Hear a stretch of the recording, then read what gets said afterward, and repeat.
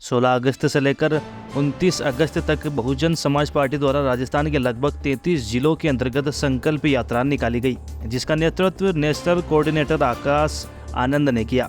Bahujan Samaj party द्वारा सर्वजन हिताय सर्वजन सुखाय संकल्प यात्रा के समापन पर जनसभा जयपुर के शहीद स्मारक पर आयोजित की गई, जिसमें राजस्थान के प्रभारी राज्यसभा सांसद राम गौतम एवं पूर्व सांसद डॉक्टर अशोक सिद्धार्थ, प्रदेश प्रभारी सुरेश आर्य, प्रदेश प्रभारी प्रेम बारूपाल एवं प्रदेश अध्यक्ष भगवान सिंह बाबा सहित प्रदेश की समस्त टीम यात्रा में शामिल रहे। चलिए हम आपको दिखाते हैं कि बहुजन समाज पार्टी के आमेर विधानसभा प्रत्याशी मुकेश शर्मा ने क्या कुछ कहा।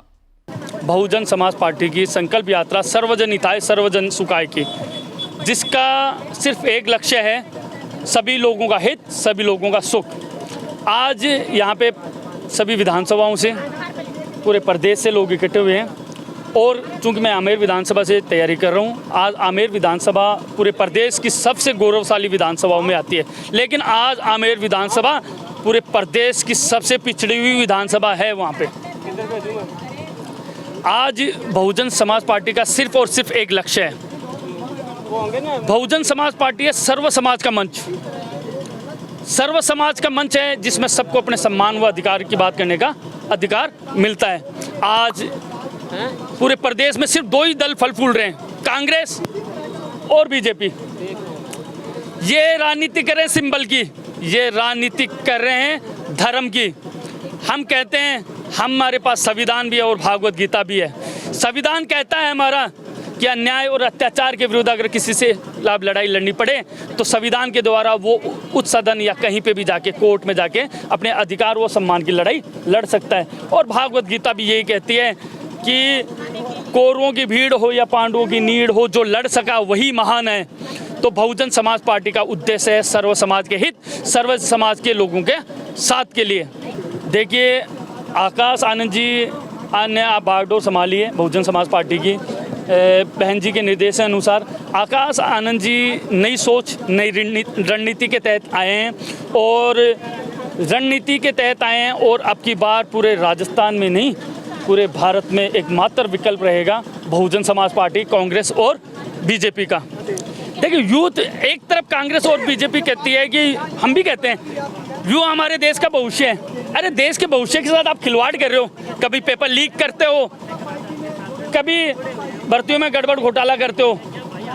युवा देश का भविष्य कहाँ रख दिया आपने? युवा को तो दरी उठाने और बिछाने के लिए रखा हुआ है कांग्रेस बीजेपी ने।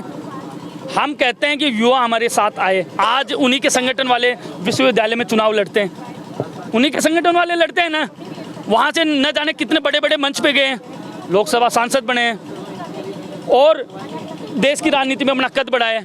आज उन लोगों के साथ क्या किया है कि कहते साहब चुनाव नहीं। अरे युवा देश का भविष्य है, तो फिर युवा को लात क्यों मार रहे हो आप? उसका रोजगार के साधन छीन रहे हो, साधन संसाधनों की व्यवस्थाएं नहीं है आप युवाओं के पास में। आप कितने भर्तियों में गड़बड़ घोटाले करके युवाओं को, सिर्फ युवाओं को उन्होंने रखा है दरी उठाने और बिछाने के लिए रखा हुआ है। देखिए मैं पहले भी कहा था और अभी भी कह रहा हूं कि हम 1000-2000 करोड़ों के मुद्दे लेके नहीं जाएंगे। एक गरीब व्यक्ति को तो ये भी नहीं पता कि 2000 करोड़ में कितने शून्य होती है।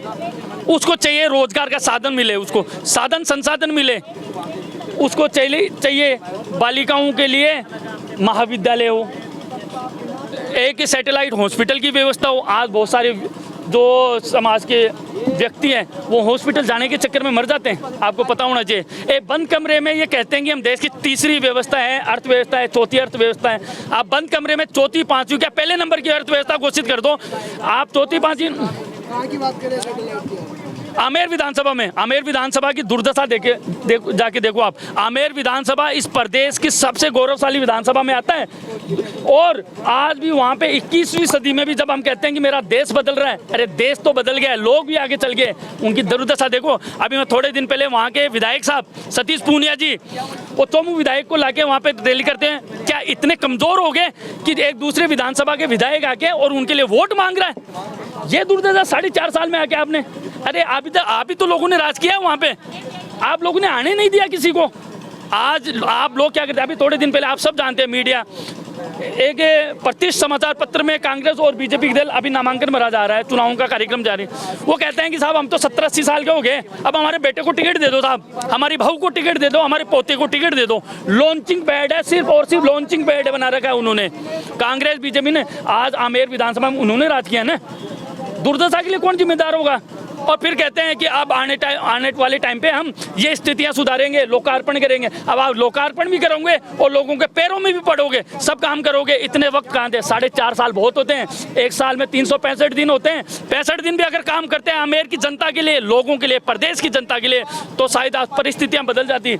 आज परिस्थितियाँ बदल जाती और लोगों को न्याय मिलता। आज पर ऐसी हो जाती है, आज जयपुर के सबसे पास की विधानसभा आमेर विधानसभा, सबसे बड़ी विधानसभा और सबसे पास है, जहाँ पे जयपुर पूरे प्रदेश का केंद्र बिंदु है, दिल है प्रदेश का, राजधानी है प्रदेश की। जाके थोड़ा एसी रूम से बाहर निकलो विधायक साहब, देखो स्थितियाँ बहुत दुर्दशा बना रखी है आपने। दुर्दशाएं ऐसे बनाई, सिंबल की राजनीति में एक आपके माध्यम से अगर है विश्वास, तो मैं आप सबको ये बताना चाहता हूँ, वोट और विश्वास होता है 5 साल के लिए, जीवन भर की अंधभक्ति नहीं चाहिए। वोट और विश्वास 5 साल के लिए, जीवन भर की अंधभक्ति नहीं चाहिए। एक बार अपने समाज, अपने परिवार, अपने लोगों के लिए वोट दो, एक बार परिवर्तन के लिए वोट दो। Election not for the next election, election होता है अगले बदलाव के लिए होता है, इलेक्शन अगले परिवर्तन के लिए होता है, इलेक्शन होता है आने वाले पीढ़ी के लिए। मैं फिर कहना चाह रहा हूँ, आप सब ये मीडिया लोकतंत्र का सबसे मजबूत स्तंभ है, इनके माध्यम से मैं एक बहुत बड़ी बात कहना चाहता हूँ। दिखाना होगा ये सब चीज़ें आपको, और बताना होगा इसी भारत में, इसी देश में, इसी राजस्थान में पृथ्वीराज चौहान हुआ था, महाराणा प्रताप हुआ था, जिन्होंने आत्म